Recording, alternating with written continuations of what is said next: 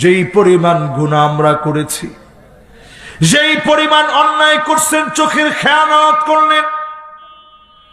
শুধু যদি আল্লাহ বলতো চোখ দিয়ে এই পরিমাণ খারাপ ভিডিও দেখলে তোর চোখটা অন্ধ হয়ে যাবে, এই পরিমাণ মিউজিক শুনলে তুই বধির হয়ে যাবি, কানে শুনবি না, এই পরিমাণ মিথ্যা বললে তুই বোবা হয়ে যাবি, কথা বলতে পারবি না, এই পরিমাণ অন্যায় করলে তোর হাত অবশ্যই যাবে, এই পরিমাণ অন্যায় করলে পা অবশ্যই যাবে। আমার মনে হয় অন্ধ হয়ে যেতাম, বোবা হয়ে যেতাম, বধির হয়ে যেতাম, হাত পা অবশ হয়ে যেত। যিনি এত অন্যায়ের পরেও আমাদেরকে খাওয়াচ্ছেন, সুযোগ দিয়েছেন তওবা করার, তিনি কে?